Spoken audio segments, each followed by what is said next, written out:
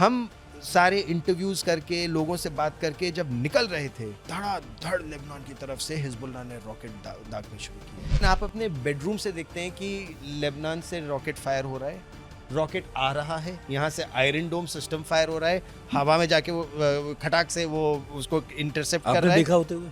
एक बार नहीं, बीसियों बार। जब रॉकेट जब दगता है, उस दगने से लेकर गिरने तक कुछ जगह केवल 40 सेकंड का आपके पास समय है सुरक्षित स्थान पर जाने के लिए। भागकर आप एक डिच में जाकर, एक नाला साइड में, हाँ, आप उस नाले में जाकर बैठ जाते हैं।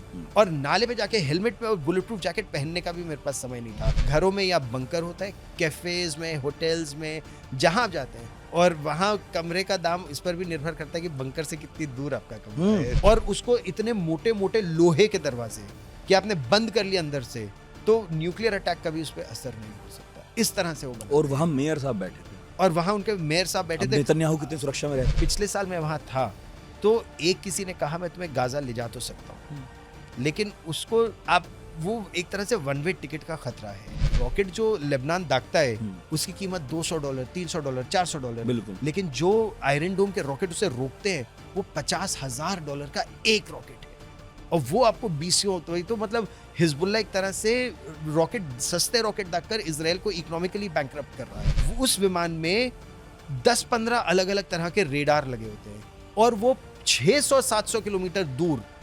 300-400 टारगेट एक साथ देख सकता है। ओह, वहां से थ्रेट डिटेक्ट कर लेता है। वो थ्रेट टेक ऑफ करने से पहले डिटेक्ट कर लेता है, और वो इनके कम्युनिकेशन में रहता है। तो war is such an absolute science and total secrecy. Benjamin Netanyahu या तो बहुत पॉपुलर है या बहुत अनपॉपुलर है, आप निर्भर करता है आप किससे बात कर रहे हैं। हाल ही के दिनों में हमने पढ़ाकू नितिन में 2 एपिसोड किए, इजराइल हमास जंग कहें, कॉन्फ्लिक्ट कहें, जो आप कहना चाहें, और उस पर आपका बहुत रिस्पॉन्स आया, बहुत अच्छा रिस्पॉन्स था। कुछ लोगों को शिकायतें भी थी, जाहिर है जहाँ पर 2 पक्ष 3 पक्ष आपस में भिड़ते हैं तो कभी ना कभी कुछ ना कुछ अधूरा रह जाता है, पूछना भी बताना भी। तो हमने सोचा कि एक और एपिसोड किया जाए, लेकिन इस बार कुछ अलग है। वो ये कि हमारे साथ इस एपिसोड में है गौरव सावंत। गौरव मैनेजिंग एडिटर है इंडिया टुडे टीवी में। गौरव तेल अवीव, हाइफा, जेरूशलम, दक्षिणी लेबनान, उत्तरी इजराइल की सीमा पर गए हैं और 15 दिनों तक वहां पर रहे। इनफैक्ट जब 7 अक्टूबर को हमास ने इजराइल में घुसकर हमला किया था, तो भी वो 15 दिनों तक वहीं थे। 8 अक्टूबर को ही पहुंच गए थे, यानी अगले ही दिन। वो पहले हिंदुस्तानी पत्रकार थे जिन्होंने ग्राउंड जीरो पर जाकर वहां पत्रकारिता की थी, लाइव रिपोर्टिंग की थी, और मेरा ख्याल है आप में से बहुत सारे लोगों ने उन्हें उस वक्त टीवी पर देखा होगा। तो आज पढ़ाकू नितिन में हमने सोचा गौरव को बुलाया जाए और उनसे पूछा जाए कि इजराइल में हालात कैसे हैं, वहां की सड़क के, वहां की सुरंगों के, वहां की सीमा के, लोग क्या सोचते हैं, सेना क्या कह रही है, नेता क्या कह रहे हैं। बहुत बहुत स्वागत है गौरव आपका। धन्यवाद सर। हमने तभी सोच लिया था कि जब आप लौटेंगे तब आपसे बात करेंगे, क्योंकि हम जो वहाँ से फुटेज देख रहे थे, फोटोज देख रहे थे, काफ़ी दिल दहलाने वाले थे। और मीडिया के थ्रू ही जो जानकारी आती है सो आती है, लेकिन ऐसे इंसान से बात करना जिसने वहाँ पर जाकर सब चीज़ें देखी हैं और इस 1 साल में 2 बार गया है, बिल्कुल तब तो शुरुआत नहीं हुई थी, इजराइल ने रिटेलिएट नहीं किया था, और अब ये स्थिति है कि ईरान शामिल हो चुका है बाकायदा, और लेबनान की स्थिति भी बहुत अच्छी नहीं है, वहाँ भी बेरूत पर हमले हो रहे हैं। तो इस 1 साल में जो अगर मैं टाइमलाइन पकड़ूं, शुरू और अब, इसमें आप कितना फर्क देखते हैं उस एरिया में, क्या बदल गया है? युद्ध बहुत ज्यादा फैल गया है और बहुत भयानक रूप इसने ले लिया है, और डर अब इस बात का है कि अगर इसे जल्द रोका नहीं गया तो ये और विकराल रूप और भयानक रूप ले लेगा आने वाले समय में। जब मैं 8 अक्टूबर को इजराइल पहुंचा था तो उस देश पर हमले हो रहे थे। जब हम लोग का प्लेन बेन गुरियन एयरपोर्ट पर लैंड किया टेल अवीव में, तो उस समय हमास के रॉकेट आके एयरपोर्ट के बेहद निकट गिर रहे थे। 8 अक्टूबर को उस समय हमास दक्षिणी सीमा से, गाजा पट्टी से बमबारी हो रही थी। 7 अक्टूबर को इजराइल के इतिहास में सबसे भीषण आतंकी हमला जिसे वो कहते हैं उनके ऊपर हुआ था। आप ये सोचिए, अगर हम तुलना करें तो 26/11 भारत पर सबसे बड़ा आतंकी हमला हम मानते हैं। उसमें 10 पाकिस्तानी आतंकवादी हमारे देश में मुंबई में घुस आए थे। 3 दिन तक उन्होंने ताज होटल हो, नारीमन पॉइंट हो, हॉस्टेज बनाया अलग अलग जगहों पर, और उससे हमारा देश हिल गया था। ये 26/11 की बात है। बिल्कुल। अब उसका आप अंदाजा लगाइए कि इजराइल में 3,000, हमारे देश में 10 आतंकी घुसे थे, इजराइल में 10,000 हथियारबंद आतंकी हमास के घुसे। 3,000। हमारे यहां एक शहर पर हमला हुआ, मुंबई में, और वो भी साउथ मुंबई के एक इलाके में। वहां पर शहर दर शहर, यानी एश्कलॉन, सेडरॉट, किफर अजा, किबुत्स बीरी, एक पूरे दक्षिणी इजराइल की पूरी बेल्ट में 3,000 आतंकी घुसे। कुछ सड़क के रास्ते से, कुछ समुद्र के रास्ते से, कुछ ग्लाइडर में विमान के रास्ते से, आकाश के रास्ते से, ऐसे समय जब वहां त्योहार मन रहा था। आप ये सोचिए अगर भारत में उस समय महाकुंभ का मेला जैसे हो रहा हो और उस समय कोई ऐसा हमला हो जाए जहां हजारों लोग या लाखों लोग एक जगह हों। तो इजराइल छोटा सा देश है, छोटी सी जनसंख्या है। उस तुलना में जब हमला हुआ, उनकी सेना इत्तेफाक से एक मिलिट्री एक्सरसाइज के लिए दक्षिणी सीमा से उत्तरी सीमा पर गई हुई थी। छुट्टी का दिन था और इतना बड़ा जब हमला हुआ।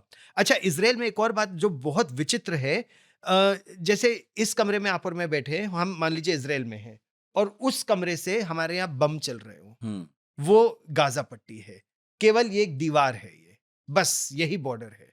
तो कोई उनके पास मीलों इलाका नहीं है।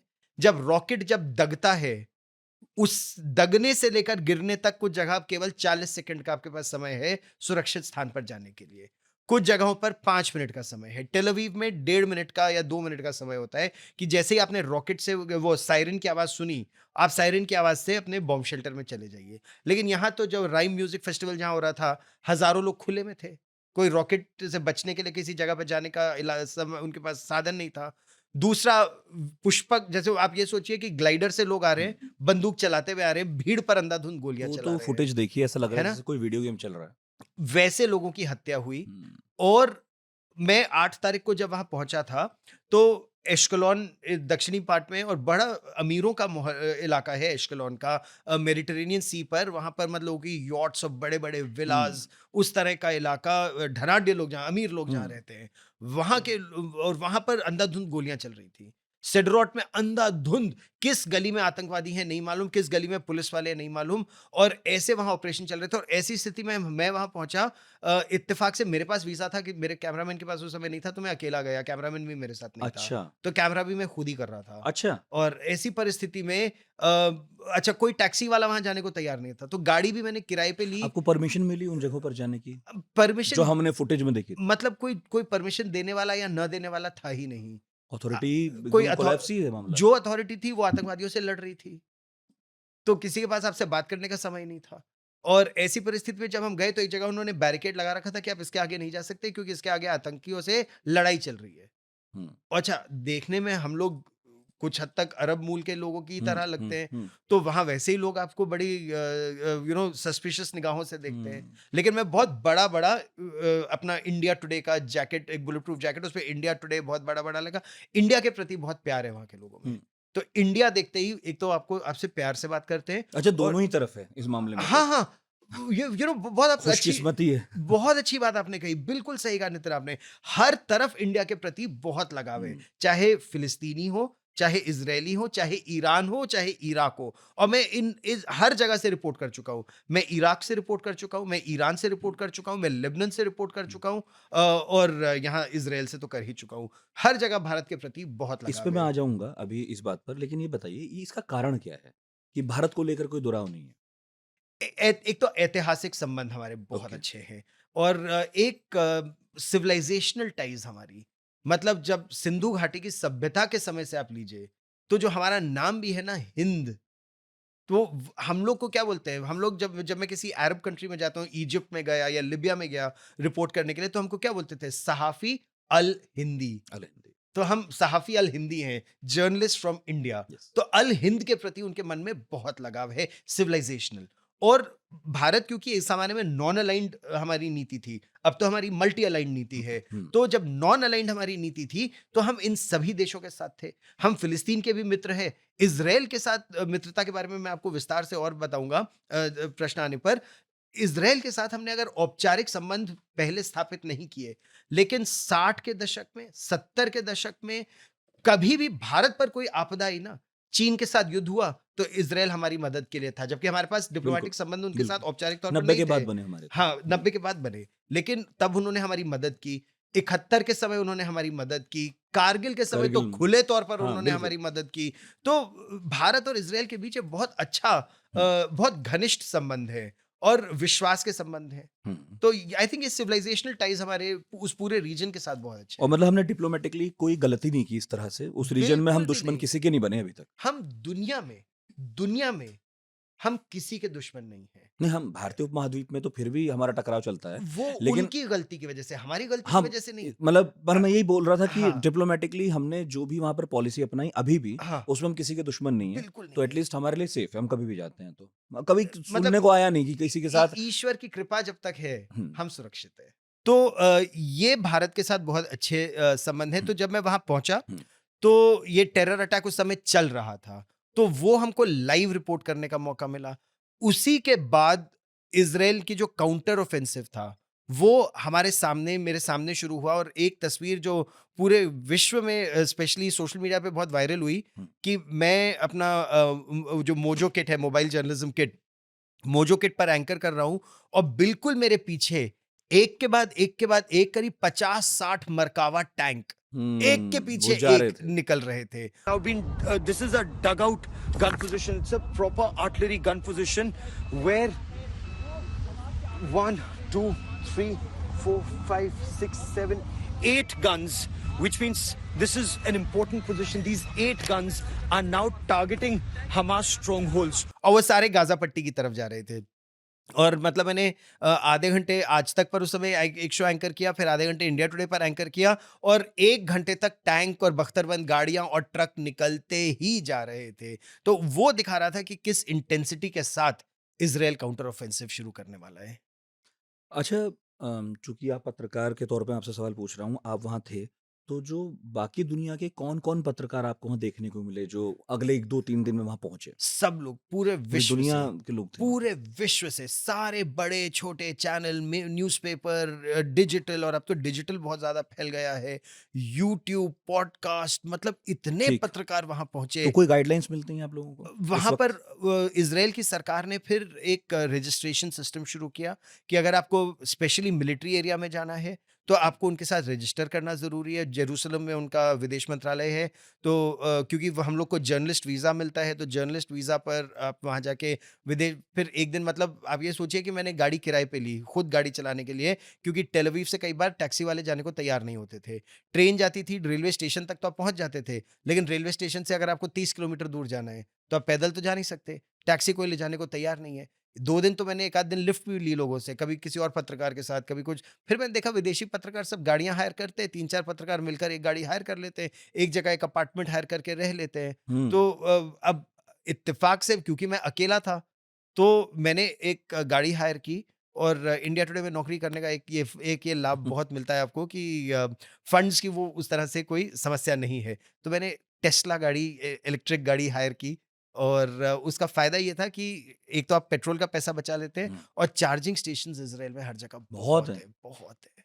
अच्छा, और बिजली की कोई कमी नहीं है और सस्ती बिजली है। इलेक्ट्रिक कारें वहाँ मतलब ठीक-ठाक ढंग से चल रही हैं? बहुत उत्तर से दक्षिण, मतलब आप ये सोचिए, टेल अवीव से अगर आप 2 ढाई घंटे लगते थे सेड्रोट पहुँचने में और 400-500 किलोमीटर इलाका आप दिन भर में ट्रैवल कर लेते थे, तो मैं एक बार सवेरे चार्ज करता था अपनी, मतलब रात भर हुँ, चार्ज हुँ। हुई और सवेरे आप लेकर गए, सेड्रोट पहुँचे, दिन भर हुँ। रिपोर्टिंग की, वापस आने से पहले किसी एक जगह जब रेस्टोरेंट में खाना खाने के लिए रुके, दोबारा क्रेडिट कार्ड लगाया, वहाँ चार्ज पे गाड़ी लगाई, 1 घंटे तक चार्ज किया और फिर वापस आ गए।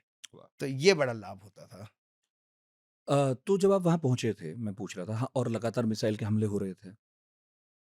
जब आप होटल्स में रहते होंगे या किसी के घर पे रहते होंगे, तो उन लोगों को क्या-क्या दिशा निर्देश मिलते हैं? क्या किया जाए, क्या ना किया जाए उस दौरान जब हमला हो रहा है? क्योंकि हमने यहाँ बैठ के तो सुना कुछ-कुछ, लेकिन आपको बेहतर पता होगा। तो इज़राइल को अब क्योंकि इतनी आदत हो गई है, इज़राइल जैसा आप भली-भाँति जानते हैं, हर तरफ अपने दुश्मनों से घिरा हुआ घिरा है। हुआ है।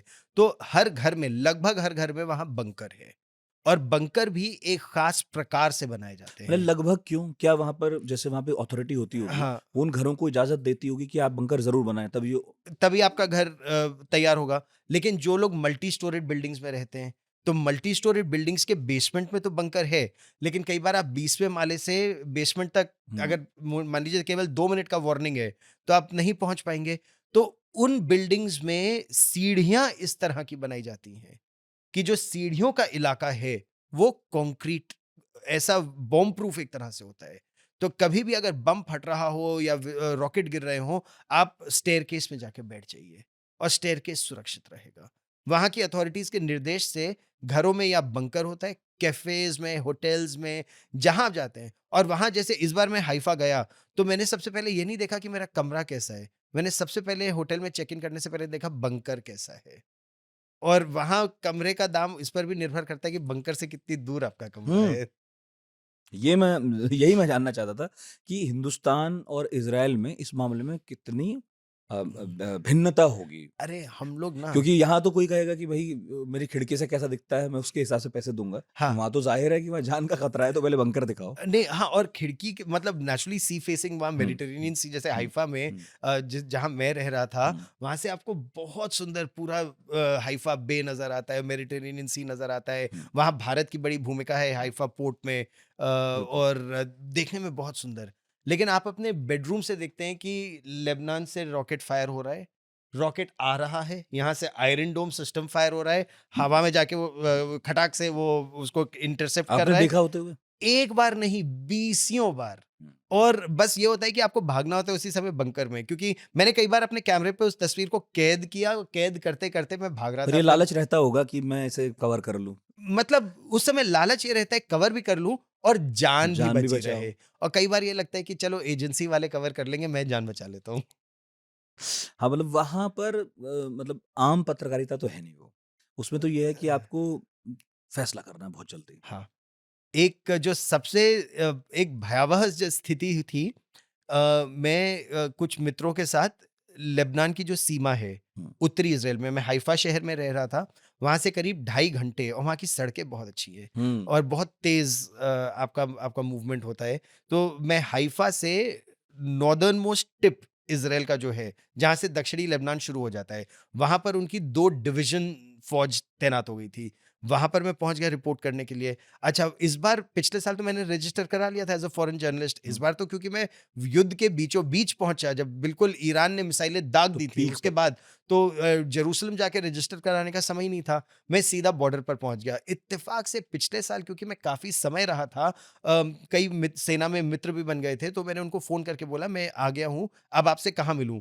तो आप ये सोचिए, कुछ सिपाही जो पिछले साल सदर्न इज़राइल में तैनात थे, उनकी पलटन अब नॉर्दर्न इज़राइल में थी। हुँ, तो उनमें से एक ने कहा कि तुम आ जाओ मेरी पलटन की जगह, लेकिन मैं ऑन कैमरा नहीं बात कर पाऊँगा, लेकिन आओ तुमको घुमा देंगे, तुमको दिखा देंगे सब कुछ। तो मैं पहुँच गया वहाँ पर। हुँ। हम सारे इंटरव्यूज़ करके, लोगों से बात करके जब निकल रहे थे, अंधेरा हो रहा था और धड़ाधड़ लेबनान की तरफ से हिज़बुल्लाह ने रॉकेट दागने शुरू किए।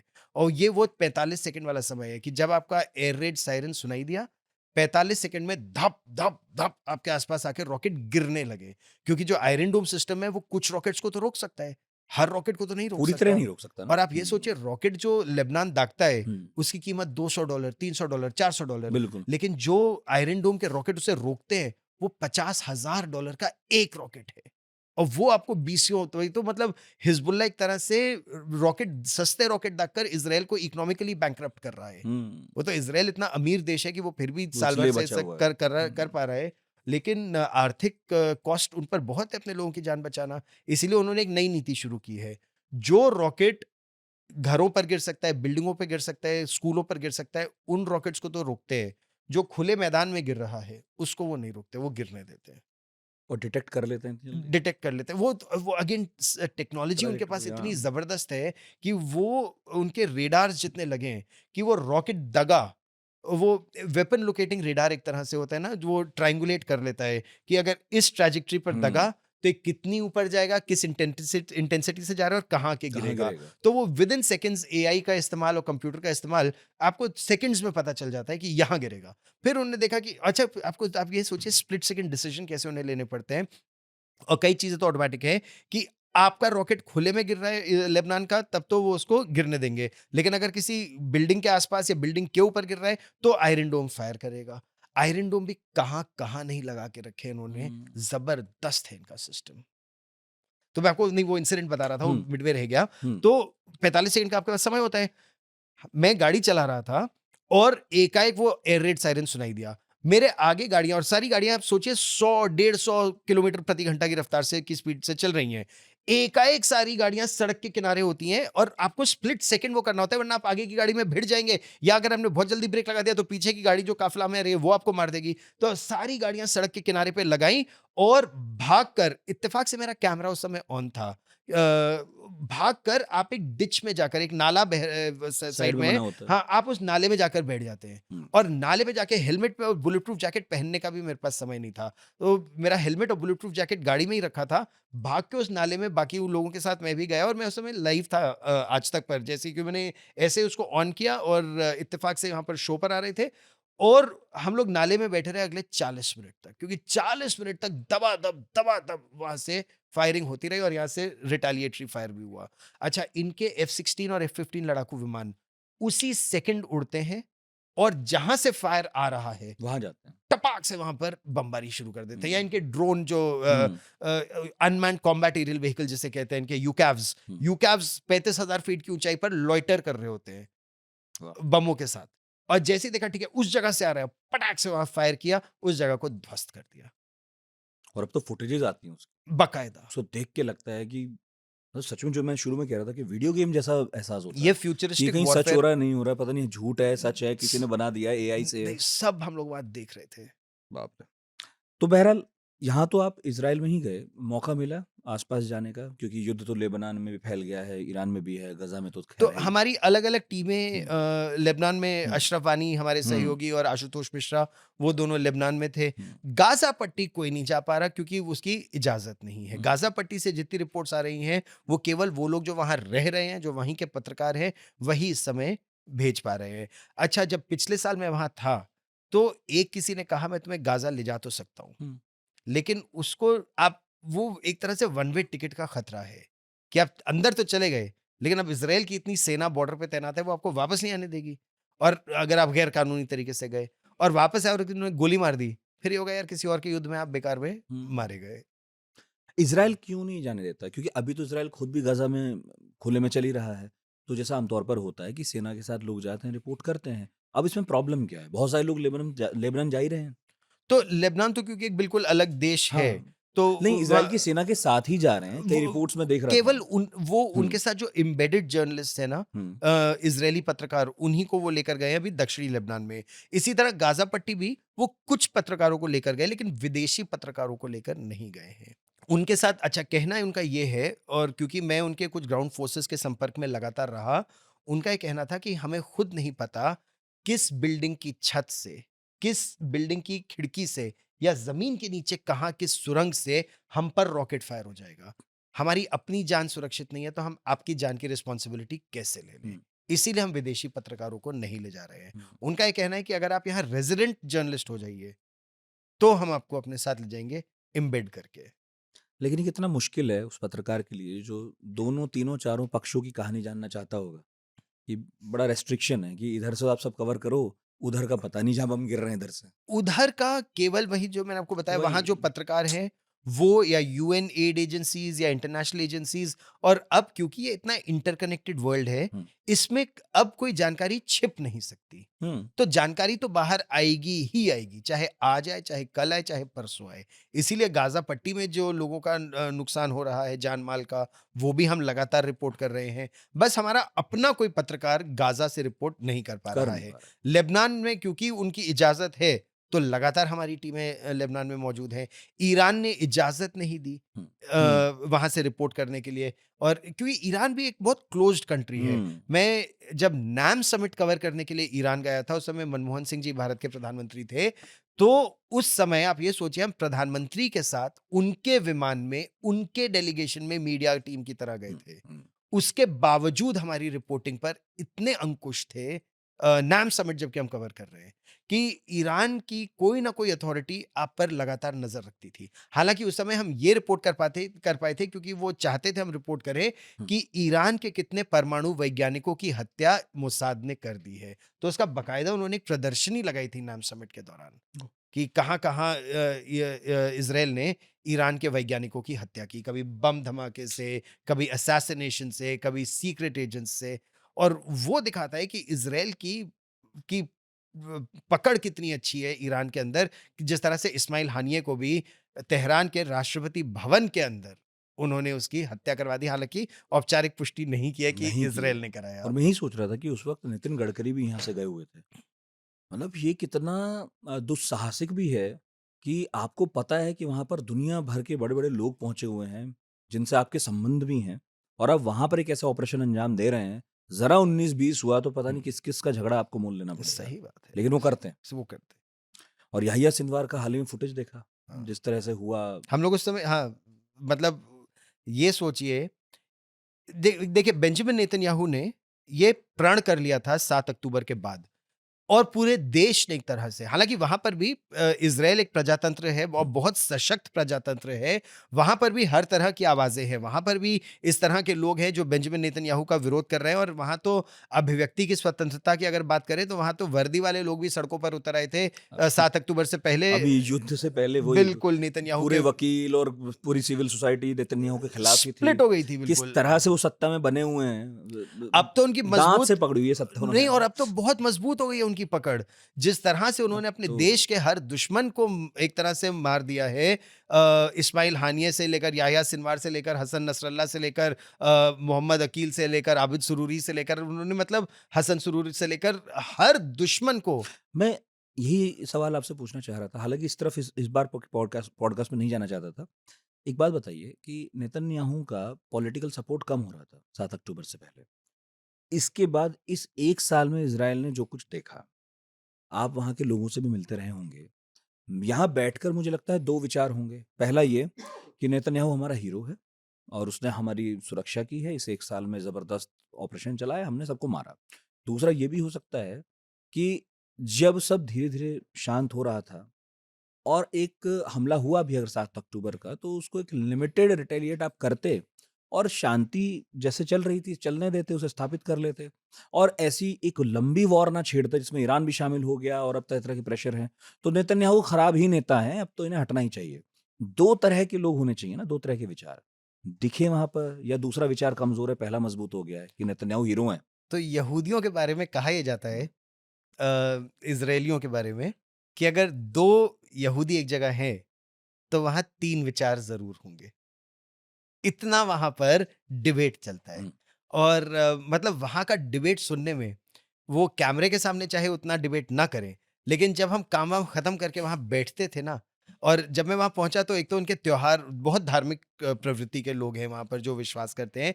तो पहले शबात था जिस दिन मैं पहुँचा, और उसकी आपको अलग कहानी सुनाऊँगा कि जब मैं वहाँ पहुँचा, तो एयरपोर्ट पर इमिग्रेशन के बाद एयरपोर्ट से निकलते ही वहाँ सन्नाटा। कोई बस नहीं, कोई टैक्सी नहीं, कोई ट्रेन नहीं। और मुझे हाइफ़ा जाना था और कोई रास्ता नहीं था पहुँचने का, क्योंकि शबात शुरू हो गया था, और शबात में सब अपने घरों में होते हैं, सब प्रार्थना कर रहे होते हैं। अब मेरे को यह ना पता चले कि मैं एयरपोर्ट से टेल अवीव पहुँचूँगा, कैसे पहुँचूँगा? कोई बस नहीं, कोई ट्रेन नहीं, कोई टैक्सी नहीं। और या अगर हाइफ़ा जाना है तो कैसे पहुँचूँगा? ख़ैर, लेकिन उस पर आएँगे व्यूज़।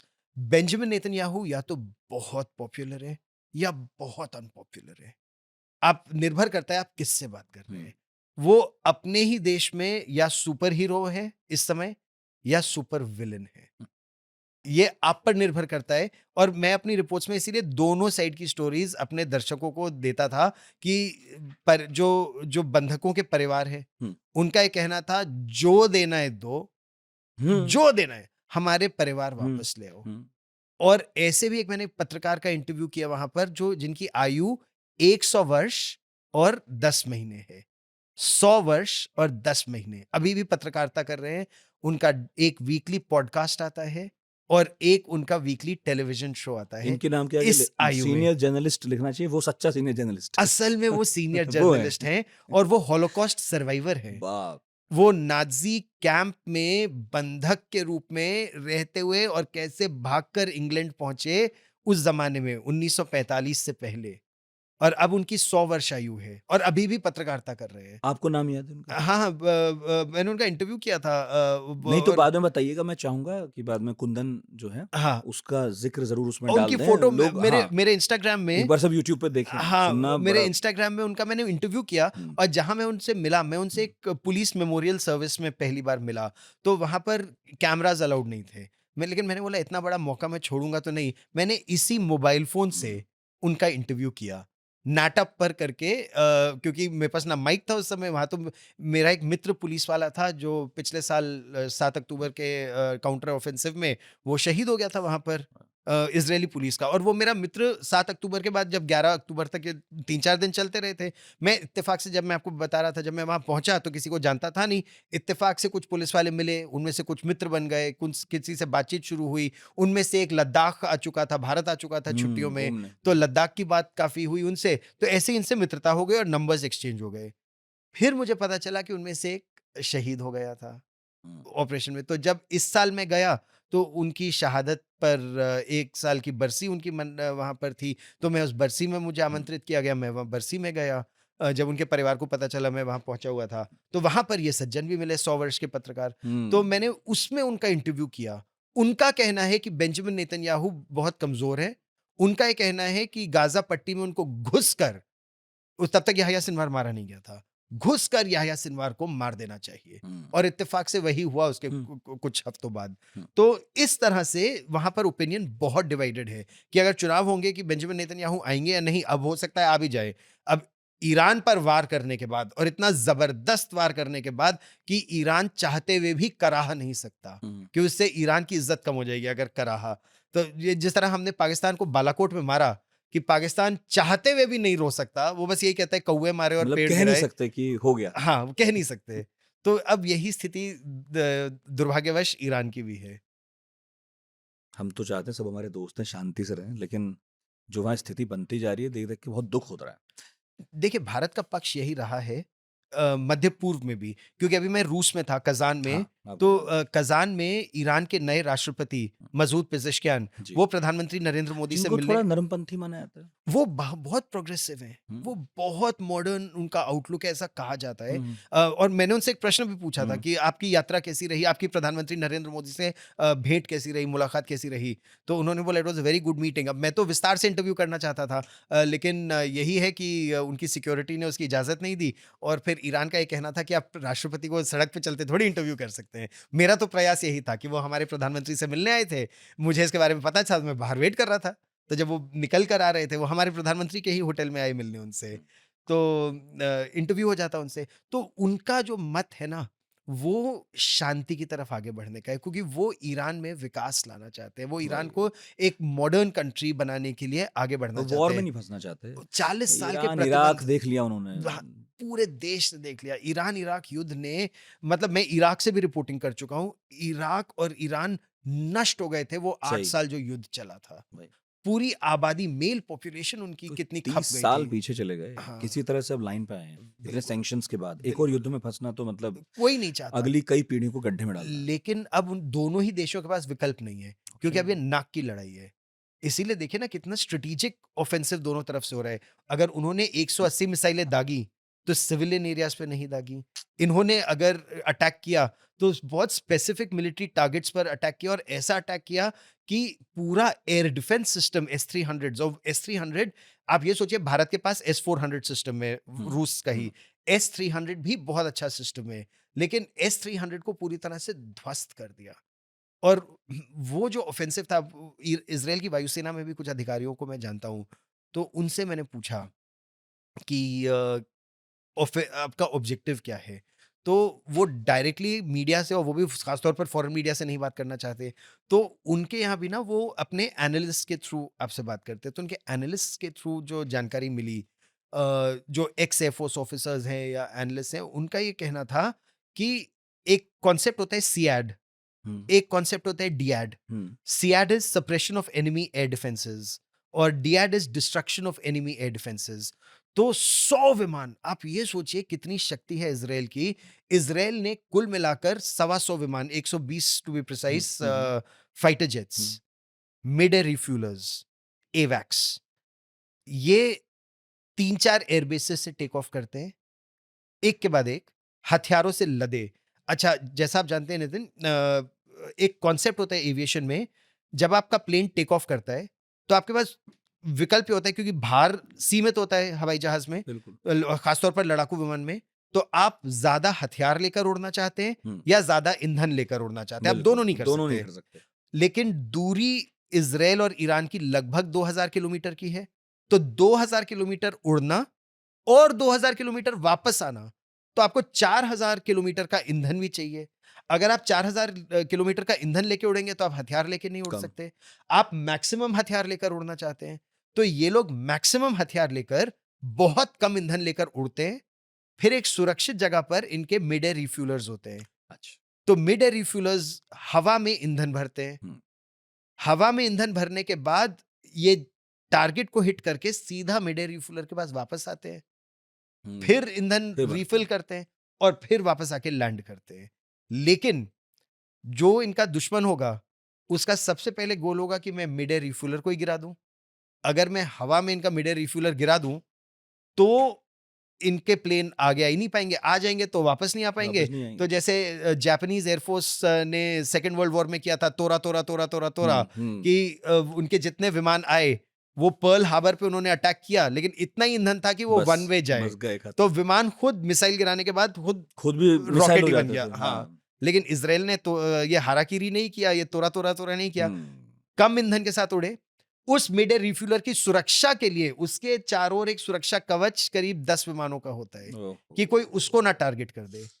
उस उस सुरक्षा कवच को कोई ना भेद दे, उसके आगे और ऊपर एक एवैक्स उड़ता है, जिसे airborne early warning command and control system बोला जाता है। वो एक बहुत बड़ा विमान होता है जिसमें करीब 50 सैनिक होते हैं, और उस विमान में 10-15 अलग-अलग तरह के रेडार लगे होते हैं, और वो 600-700 किलोमीटर दूर, 600 किलोमीटर दूर 300-400 टारगेट एक साथ देख सकता है। ओह, वहां से थ्रेट डिटेक्ट कर लेता है। वो थ्रेट इतनी। टेक ऑफ करने से पहले डिटेक्ट कर लेता है, वाह, और वो इनके कम्युनिकेशन में रहता है। तो वॉर इज क्या हो रहा सच है एन हवा में। Absolute science and total secrecy. अच्छा, विमान अगर एक के बाद एक उड़ेंगे, तो विमान अंडरग्राउंड तो उड़ नहीं रहे। जिस एयरबेस से उड़ेंगे, वहां 10 लोग देखेंगे, 10 लोग ईरान के स्पाइस भी हो सकते हैं। बिल्कुल है। अगर एक के बाद एक विमान उड़ रहा है, तो कोई ईरान को एडवांस वार्निंग भी दे सकता है। तो आप ये सोचिए, 100 विमान अलग अलग एयरबेस से उड़ाना, और एक के बाद एक नहीं, ऐसे उड़ाना कि किसी को पता ना चले उड़े कितने। कि उड़े कितने। तो उसमें ये भी करते हैं कि एक बेस से उड़ा, तो दूसरी बेस से 2-3 लैंड भी कर गए, कि वापस आ गए। लोगों को लगे नॉर्मल एक्सरसाइज करने के लिए उड़ रहे हैं।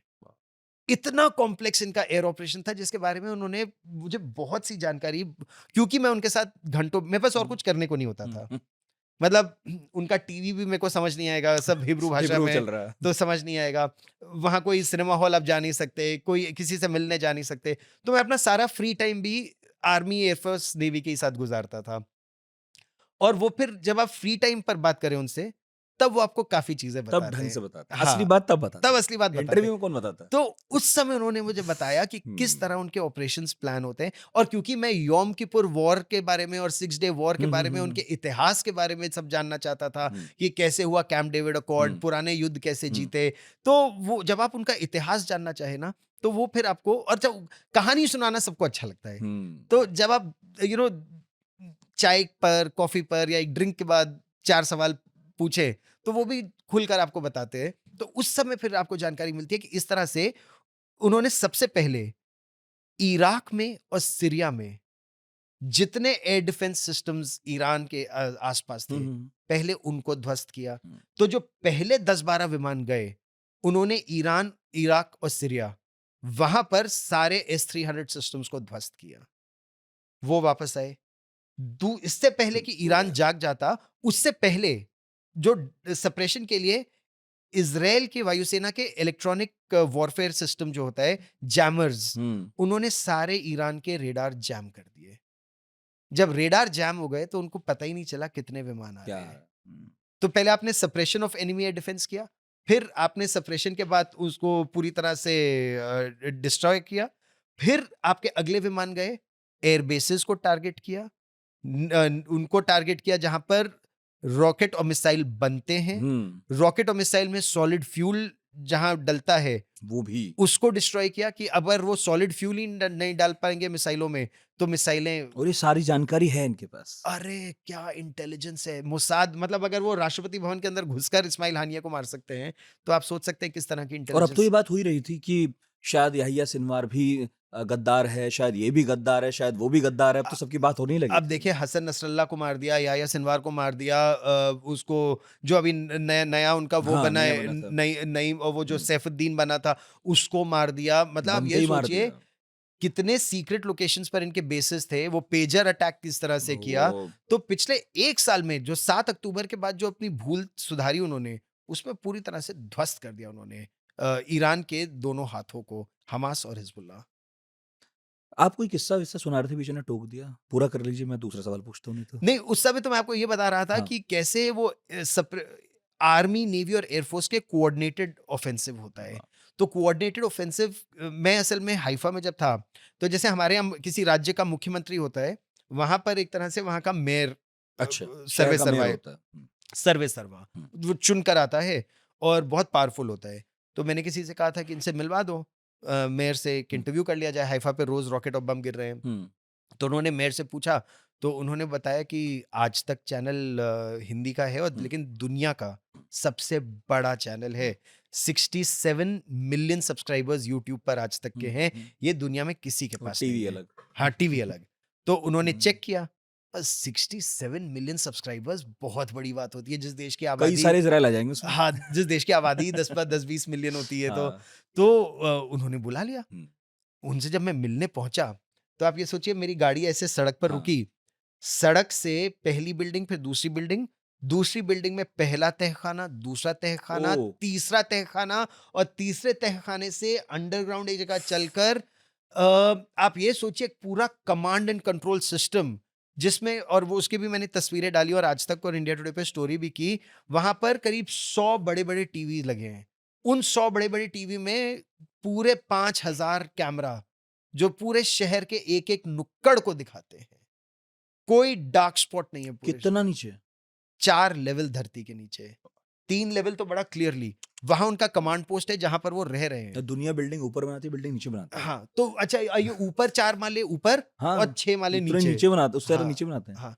और बॉम्ब प्रूफ, मतलब न्यूक्लियर अटैक प्रूफ है। वाह!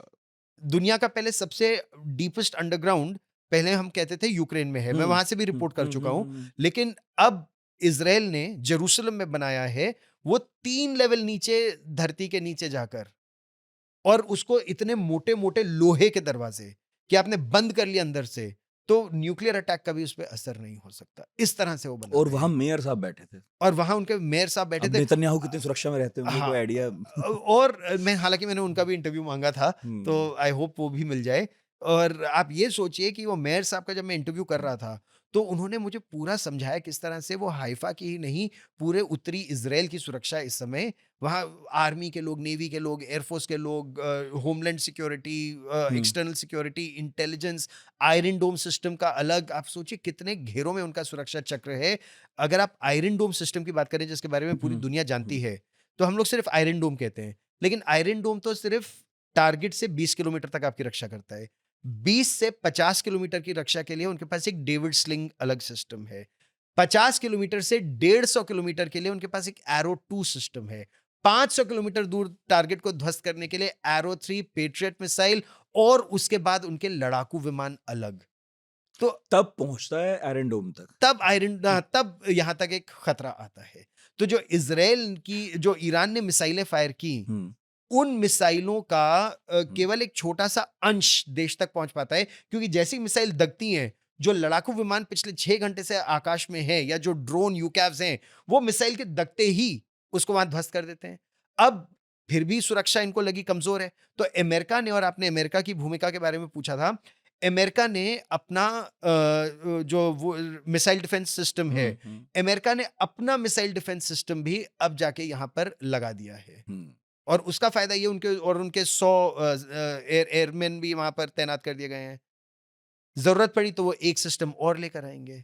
तो इस तरह से उसको थार्ड कहते हैं ये लोग, terminal high altitude air defence missile shield. तो थार्ड सिस्टम अमेरिका ने अब तैनात कर दिया है। मगर ये सुनने में तो लग रहा है कि कितना सब सुरक्षित है, और मन में मेरे कई और सवाल थे, लेकिन पॉडकास्ट लंबा नहीं करना चाहते आज, क्योंकि आपकी बहुत मसरूफियत है। मगर मेरे मन में 2 सवाल तो अभी आ रहे हैं, छोटे-छोटे जवाब देके से ख़त्म करेंगे। पहला तो ये कि जिस सुरंग में आप गए और आपने बंकर्स देखे, वहाँ क्या सुविधाएँ रहती हैं? और दूसरा ये जोड़ देता हूँ इसी में, कि इतनी लंबी लड़ाई हो चुकी है और अभी भी वो लड़े जा रहे हैं और कहाँ तक चलेगी पता नहीं। एक थकान तो होती होगी ना, एक सप्लाई चेन भले ही ना टूट रही हो, लेकिन इंसान की एक सीमा है और फुल वॉर चल रही है। तो दोनों सवाल के जवाब। तो इजराइल का कहना है कि उनके लिए ये उनके अस्तित्व की लड़ाई है। हुँ, अगर वो डरे या हारे हुँ। तो वो हमेशा के लिए खत्म हो हाँ, जाएंगे। एक्जिस्टेंशियल क्राइसिस है वो तो। एग्जिस्टेंशियल हुँ, वॉर है उनके लिए। हुँ, पहली बात। दूसरी बात जो बहुत महत्वपूर्ण है इस समय, वो ये है कि इजराइल ने एक ऐलान कर दिया है, हमास कभी भी गाजा पट्टी पर दोबारा राज नहीं करेगा। हुँ, जब तक इजराइल के पास शक्ति है, हुँ, हमास नहीं राज करेगा। आतंकी संगठन रह सकता है, लेकिन राज नहीं करेगा। वो तो चाहते हैं कि एक बफर जोन और लंबा बन जाए। जिस तरह वो हिजबुल्ला को नहीं चाहते कि हिजबुल्ला हुँ, राज का कभी हुँ, दक्षिण हुँ, लेबनान में हुँ, आए, तो वो एक 30 किलोमीटर का बफर जोन बनाना चाहते हैं इजराइल की सीमा से लेके लिटानी नदी तक। लिटानी नदी एक जगह 30 किलोमीटर और एक जगह 6 किलोमीटर तक है। हुँ, वो चाहते हैं कि short anti tank guided missile या शॉर्ट रेंज रॉकेट, उसका कोई खतरा ना रहे। यूएन या लेबनान की सेना वहां जाए, हिजबुल्ला ना आए, और कुछ ना कुछ ये नजर इस बार रखेंगे। हुँ, ऐसी इनकी कोशिश है। सफल होंगे या नहीं मुझे नहीं पता, क्योंकि अब 1 साल बाद भी वो हमास के खिलाफ 100% सक्सेसफुल नहीं हुए हैं। सारे बड़े नेता मार दिए, मोहम्मद दैफ को मार दिया, इस्माइल हानिया को मार दिया, याया सिनवार को मार दिया, एक और वो अल सरूर क्या नाम था उसका, उसको मार दिया। हुँ, हुँ। तो सारे बड़े नेता हमास के मर गए, लेकिन हमास के फाइटिंग मैन अभी भी हैं। और बेचारे 40,000 फिलिस्तीनी नागरिक। और इस जंग के बाद कितने और खड़े होंगे हाँ, कि अब हम बदला लेंगे, क्योंकि बदला तो कभी खत्म होता नहीं। बदला किसी का खत्म नहीं वो होता, और इसीलिए ये एंडलेस वॉर है। वही एंड डिपेंड करता है अमेरिका में अब कौन पावर में मेरे आएगा। पास था सवाल, मैंने पूछा नहीं इसलिए हाँ, कि ये इस पर भी बहुत डिपेंड करेगा बहुत। कि ट्रम्प आ गए तो वो तो जेरूशलम में दूतावास ही तो खोल बैठे थे पिछली बार। रूस हुँ, यूक्रेन युद्ध और इजराइल और उस क्षेत्र में जो युद्ध है, बहुत कुछ निर्भर करेगा कि डोनाल्ड ट्रंप आते हैं या कमला हैरिस आती हैं। ठीक है। डोनाल्ड ट्रंप अगर आते हैं तो इजराइल का पलड़ा भारी होगा। अगर कमला हैरिस आती हैं तो इजराइल बहुत कमजोर नहीं होगा फिर भी, हाँ, क्योंकि अमेरिका की घोषित नीति है, पॉलिसी है वो, उससे पॉलिसी है। इधर-उधर पूरा आप पूरा नहीं घूम सकते। वो घूम नहीं सकते। वो चाहे जितना मतलब दबाव प्रेशर डाले। बनाओ कि भाई थोड़ी बहुत शांति वार्ता कर लो, हाँ, समझौता कर लो, इतना ही है, हाँ, इससे ज़्यादा तो हाँ। नहीं है। और वो जैसे ह्यूमन राइट्स पर दबाव डालेंगे, कई और मुद्दों पर दबाव और बाय द डालेंगे। वे मैं टोक के बोल रहा हूँ हाँ, कि ये इस पे भी डिपेंड करता है कि नेतन्याहू सत्ता में रहते हैं जाते हैं। नेतन्याहू रहे तो वो तो फिर अमेरिका को भी प्रेशर में रखते हैं। जब तक युद्ध है हुँ, तब तक नेतन्याहू है। हाँ, और अब जब बाय द वे नेतन्याहू फिर भी थोड़ा माइल्ड माने जाते हैं। ये माइल्ड है। ये हाँ, योआव गलांट हुए या निफ्ताली हाँ, बेनेट इससे भी हुए, ज़्यादा वो चरमपंथी तो हैं। और राइट हाँ, विंग है। बिल्कुल। तो आरोप लग ही रहे थे कि ये तो सॉफ्ट है। एग्जैक्टली आरोप लग रहे थे, एग्जैक्टली तो ये सॉफ्ट बहुत है। बहुत विचित्र स्थिति होगी। हुँ, लेकिन अगले एक हफ्ते में हुँ, काफी साफ होगा। निर्भर करेगा अमेरिका में कौन सत्ता में आता है। ठीक है। और वो सुरंग और बंकर वाली बात?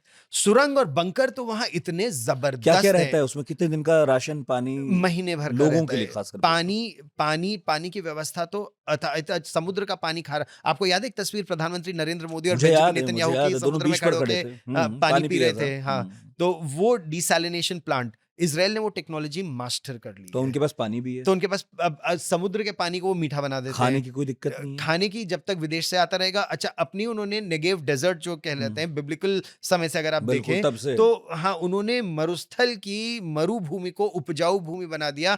इतनी उपजाऊ हरा कर कि दिया पूरा। वहाँ का प्याज, वहाँ का वहाँ का जो पोमेग्रेनेट है अनार, और वहाँ के फल इतने लाजवाब और वो इतने तो स्वादिष्ट। हिंदुस्तान को कृषि सिखा ही रहे हैं। अभी राजस्थान में इजरायली वैज्ञानिक आते हैं। और हाँ, नितिन गडकरी से एक बार बात हो रही थी, तो वो हर साल नागपुर के किसानों को, प्लेन भर के नागपुर के किसानों को ले जाते हैं वहां, ताकि वो ड्रिप इरिगेशन अच्छी तरह से सीख सकें यस। और उसको फिर यहाँ कारगर तरीके से लागू कर सकें। क्योंकि महाराष्ट्र के बहुत सारे सूखाग्रस्त इलाके हैं। एग्जैक्टली हुँ, तो वो बहुत वहां पर, और भारत और इसराइल की जो मित्रता है, वो अब जितना भी लेबर वहां पर आ रहा था, स्किल्ड अनस्किल्ड मुश्किल दोनों गाजा पट्टी से और दक्षिणी लेबनान से, अब वो बंद हो गया और पूरी बंद हो तरह, गया, हाँ। और वो उसको दोबारा इजाजत देंगे नहीं। तो इधर से खुल तो गया। वो चाहते हैं या तो भारत, नेपाल या इस क्षेत्र से जिन पर वो विश्वास कर सके, वो विश्वसनीय लोगों को चाहते हैं, और पैसे की उनके पास कमी कमी नहीं नहीं। है। मैं जितने वहां लोगों से मिला, मैंने कई केयरगिवर्स का इंटरव्यू किया, कई डॉक्टरों का इंटरव्यू किया, भारतीय मूल के, और भारतीय लोग यहां पर कहते हैं भारत में तनख्वाह थी 20,000 30,000, वहां कमा रहे हैं 1.5 लाख 2 लाख, और साल में 2 बार छुट्टी अलग, एयर फेयर, ये वो फलान ढिमका, वो देते ही हैं। वो देते ही हैं। और वो कहते हैं हम भारतीयों पर भरोसा कर सकते हैं, क्योंकि जो भारतीय केयरगिवर्स थे ना, बम गिर रहे थे, उन्होंने उन वृद्धों को छोड़ा नहीं, उनके साथ रहे, तो वो भारतीयों को काफी विश्वसनीय मानते हैं। एक लेकिन हमारा थोड़ा वर्क कल्चर और इम्प्रूव हो जाए ना, वो जो लॉन्ग ब्रेक्स हम कभी कभी ले लेते हैं, वो अगर हम लोग इम्प्रूव कर लें, तो हम दुनिया का बेस्ट बेस्ट लोग हैं कहीं भी विश्व भर में एम्प्लॉय करने के लिए, और हर जगह भारतीयों की आवश्यकता है, skilled, semi skilled, unskilled, blue collar, white collar, हर जगह। जर्मनी को आपका वर्कफोर्स चाहिए, रशिया को आपका वर्कफोर्स चाहिए, यूक्रेन को आपका वर्कफोर्स चाहिए, इजराइल को आपका वर्कफोर्स चाहिए। गाजा पट्टी के रिकंस्ट्रक्शन में भारत की बहुत महत्वपूर्ण भूमिका हो सकती है। इनफैक्ट मैं अभी कुछ दिन पहले एक रिपोर्ट देख रहा था आपके, मतलब अब समाप्ति कर रहे हैं जी, सऊदी अरब वगैरह से, तो पाकिस्तान के जो लोग वहाँ काम कर रहे हैं वो अब उन्हें नहीं चाहते, वापस भेज रहे हैं। इसकी बजाय उन्होंने खुले तौर पर नहीं कहा, लेकिन यही कहा है कि इनकी जगह रिप्लेसमेंट भारत से लो या बांग्लादेश से भी ले लो। हाँ, बांग्लादेश, लेकिन you are absolutely right, Pakistan नहीं लेकिन चाहिए। बांग्लादेश में ये तख्ता पलट के बाद जो हाँ। कट्टर इस्लामिक संगठन के लोग अब आगे आ रहे हैं ना, बांग्लादेश में बहुत जबरदस्त सेटबैक हो गया है डेमोक्रेसी को। अभी तो पता नहीं वहाँ भी क्या होना है। वहां भी ये बहुत साल chaos होगा। जो है और उसके अगला साल जो है पॉलिटिकली देखने लायक होगा कि हमारे आसपास और वहाँ जहाँ की अभी हम बात कर रहे हैं वहाँ क्या क्या होना है। लेकिन हमारी शक्ति ना निरंतर दुनिया में बढ़ रही है, निरंतर, और ये देखकर बहुत अच्छा लगता है। मतलब मैं तो, आप ये देखिए, मैं हम भी डिमांड यूक्रेन में हैं। हर तरह से, मतलब लोग चाहते हैं, ईरान के राष्ट्रपति चाहते हैं कि शांति हो और भारत की भूमिका रहे, इजराइल के प्रधानमंत्री चाहते हैं कि भारत की भूमिका बढ़े, रूस के राष्ट्रपति चाहते हैं भारत की भूमिका बढ़े, और अभी राष्ट्रपति ज़ेलेंस्की ने यूक्रेन में कहा हाँ, भारत की ठीक है। भूमिका बढ़े। इनफैक्ट ईरान का तो मैं उस दिन देख भी रहा था कि उनके सुप्रीम लीडर ने कश्मीर को लेकर कुछ इधर उधर की बात कह भी दी, हाँ, लेकिन जो पॉलिटिकल एस्टेब्लिशमेंट है उनकी वहां से कोई बयान नहीं। नहीं, और अभी खजान में भी देखने को मिला, और आप कह रहे हैं होटल आए मुलाकात हाँ, की, तो उन्हें पता है कि बयान बयान है हाँ, और भारत डिमांड में है, इस वक्त इसके साथ क्लोज रहो।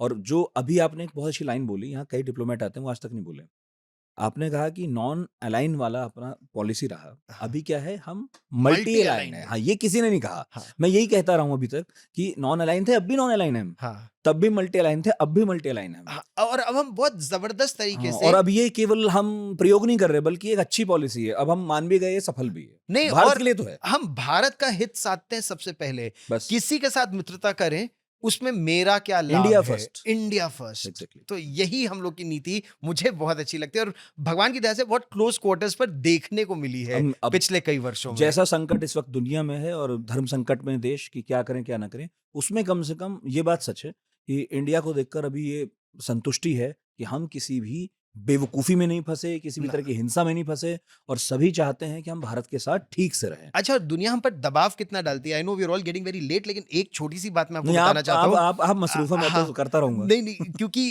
जब मैं रशिया में पहले मैं यूक्रेन में जंग कवर कर रहा था, मैं तो यूक्रेन तब पहुंच गया था जब जंग शुरू भी नहीं हुई थी, उसके बाद जंग शुरू हुई, लेकिन भारत पर पश्चिमी देशों ने इतना दबाव डाला कि रूस से सस्ता तेल ना खरीदो, ना खरीदो, अरे ना अभी खरीदो। देखिए ना कनाडा के मामले में हाँ, सब आ गए ना कनाडा की हाँ, तरफ से। तो उस पे इतना जबरदस्त, जो विदेश मंत्री डॉक्टर एस जयशंकर ने कई बार कहा भी, अगर भारत रूस से सस्ता तेल ना खरीदता तो हम भी मध्य पूर्व से महंगा तेल खरीदते। बिल्कुल। यूरोप की इकोनॉमी कोलैप्स कर रही है इस समय। मैं अभी कजान में था, वो अनफॉर्चुनेट, मैं फिर भी कोशिश करूंगा और उन फ्रेंच जर्नलिस्ट को अपने शो पर लेकर आऊंगा। वो कह रहे हैं जर्मनी की इकोनॉमी, फ्रांस की इकोनॉमी बिल्कुल गर्त में जा रही है, क्योंकि इतना महंगा वो लोग गैस खरीद रहे हैं बिल्कुल, अमेरिका से और बिल्कुल। देशों से, या मिडिल ईस्ट से ऑयल ले रहे हैं, जबकि भारत ने सबसे स्मार्ट चीज की, रूस से सस्ता तेल खरीदा और यूरोप को बेच रहा है और अमेरिका को बेच रहा है, दुनिया को वही तेल बेच रहा है। वही तेल बेच रहा और है। हमने तो ईरान से भी तब तक खरीदा जब तक कि हमने बिल्कुल ही, मतलब ट्रंप ने कह रही है, अब तो बंद कर दो, तो भी हमने 2-4 महीना